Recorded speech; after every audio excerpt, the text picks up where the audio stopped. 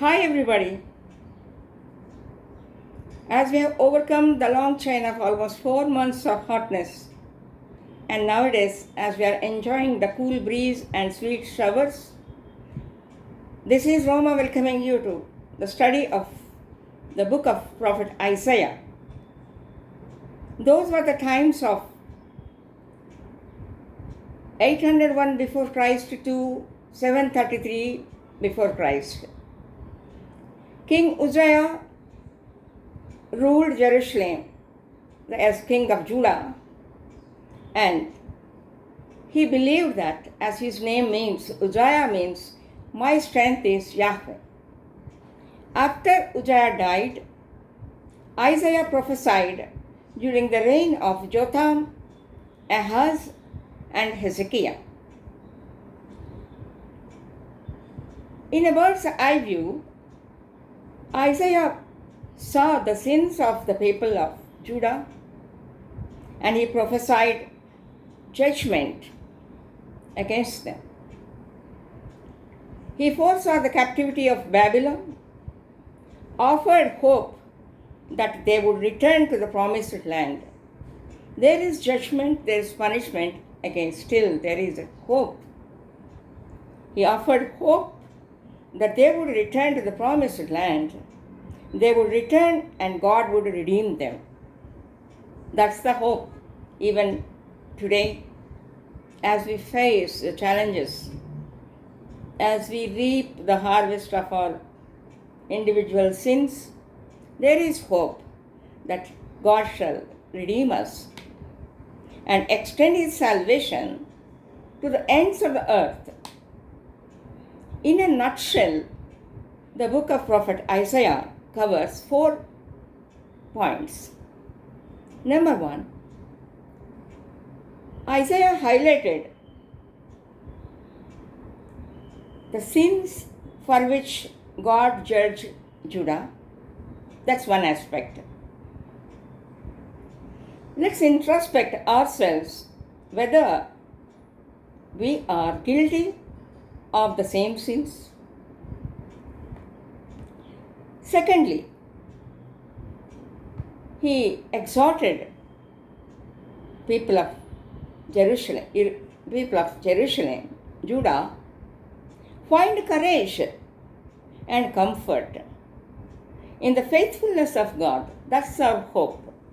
We shall find courage and comfort in the faithfulness of God, who always keeps his promise. Laws are to be bent, rules are to be bent, but with God, promises are to be kept. He would send a Savior, the Messiah, who provides healing medicine to the sin-diseased hearts.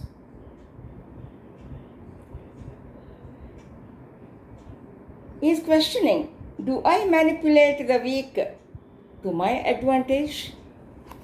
Our loving God, whose love endures forever, whose faithfulness endures forever, never manipulates the weak to his advantage. Thirdly,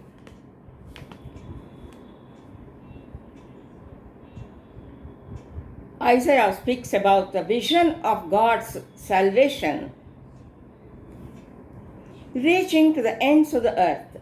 It's not during the time of Jotham, Ahaz, and Hezekiah as Isaiah prophesied.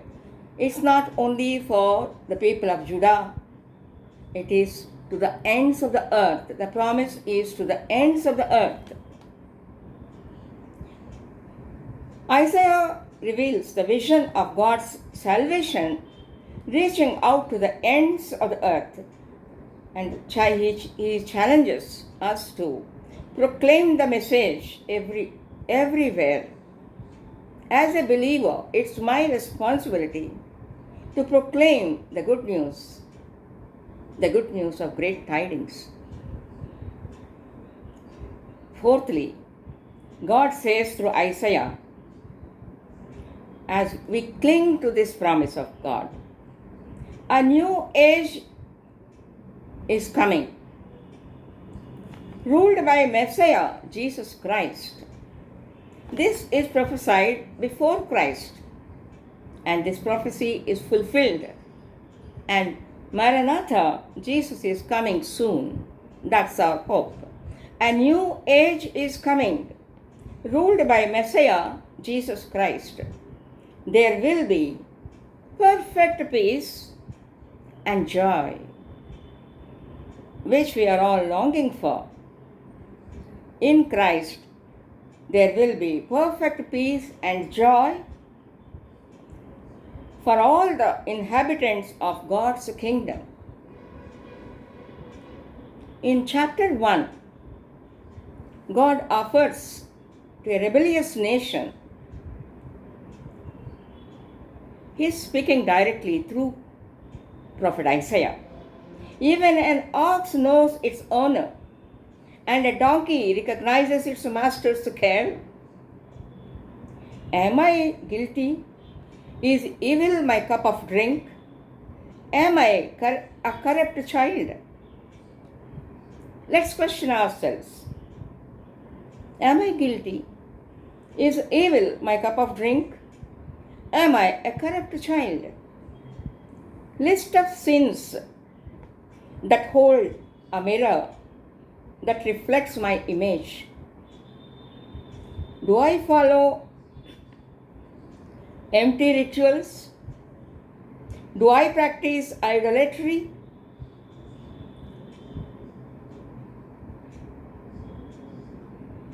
Do I reflect my idol as to be my own ego? Is my idol my own ego? Am I attracted to materialisms against spiritualism? Is my trust, let me question myself as you question yourselves, is my trust in man as against in God? Where do I keep my trust in? I am appalled at my own sins. But Isaiah speaks to us God's sayings. Wash yourselves and be cleansed. Get your sins out of my sight, God says to you. Give up your evil ways. Though your sins are like scarlet, this is the promise. I love it. Though your sins are like scarlet, I will make them as white as snow. Though they are red like crimson, I will make them as white as wool. The mountain of Lord's house in chapter 2 of Isaiah. He speaks about the mountain of Lord's house. The mountain of the Lord's house will be brightest of all, the most important place on earth, the safe refuge in the time of calamity. People from all over the world will come and share their place and worship Him. They stream in to worship the Lord, Yahweh. There is a warning, there is a judgment. The God of heaven's armies has a day of reckoning. This is there all the time. The Lord of heaven's armies has a day of reckoning. He will punish the proud and mighty and bring down everything that exalted itself. Only the Lord will be exalted on that day of judgment. Do not put your trust in mere humans. They are as frail as breath. What good are they? In chapter 3, the Lord of heaven's armies, will take away from Jerusalem, Judah, everything that they depend on. If we depend on material things, or if we depend on men, all these sources will be deleted, erased. The Lord of heaven's armies will take away from Jerusalem, from Judah, from my place, from the resources which other than God I put my faith in, shall be removed, destroyed. Everything that we depend on shall be destroyed except the Lord. Tell the godly people that all will be well with them if my source of strength is the Lord of heaven's armies. He speaks to me. Tell the godly that all will be well with them. They will enjoy the rich reward they earned. That's the promise of restoration. There is the promise of restoration for the godly. If we choose to be godly, there is a promise of restoration. In the chapter 4 of Isaiah, there he speaks about the branch of David, about Jesus Christ. In the second verse of chapter 4, but in that day the branch of the Lord will be beautiful and glorious. There is a promise of beauty and there is a promise of glory. The fruit of the land will be the pride and glory of all who survive in Israel, whose trust is in the Lord, in God, not in idols, not in man, not in material resources.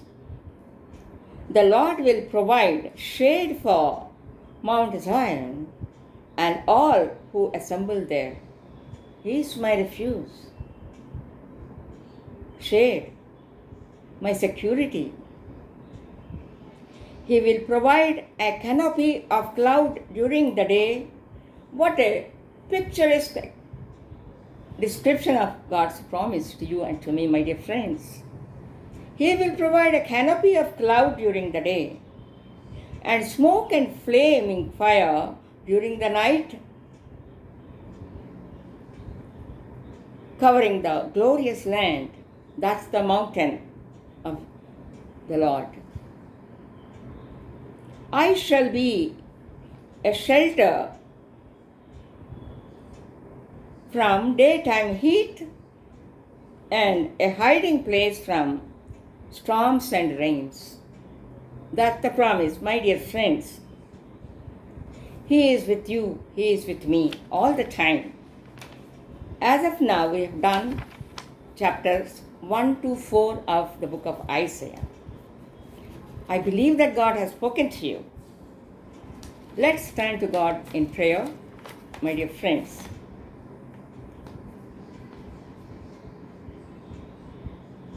Heavenly loving Father, bless this time. Bless all the viewers who joined me in this meditation upon the book of Prophet Isaiah. Fulfill their heart's desires. Speak to them. You are the God of peace. You are my safe refuge. We cling to the promise that a new age is coming, ruled by Messiah, Jesus Christ, Maranatha. Jesus is coming soon, and there will be perfect peace and joy for all the inhabitants of God's kingdom. Thank you, Jesus. You give us the promise of restoration, promise of peace, promise of joy, and promise of glory and pride. We depend on your promise as you speak to us that It will be well with you. You will enjoy the rich reward you have earned. This is the promise of restoration. Praise the Lord. Praise the Lord. The Lord of heaven's armies, our personal Savior, Jesus Christ, the branch of the Lord, the beautiful and glorious branch of the Lord, that we shall reap the fruit of pride and glory. Speak to us, Father. Strengthen us in our mustard seed faith that shall move the mountainous, problematic situations in the paths of our lives. Thy presence be with us. The presence of the Holy Spirit be with us. Strengthen us, strengthen in us our hope in the triune God of Father, Son, and the Holy Spirit, that God who fights our battles valiantly, who fights our battles victoriously. In Jesus' precious name we ask. Amen. Amen. Thanks for being with me. See you next with the next chapters of the prophet Isaiah. Bye-bye for now.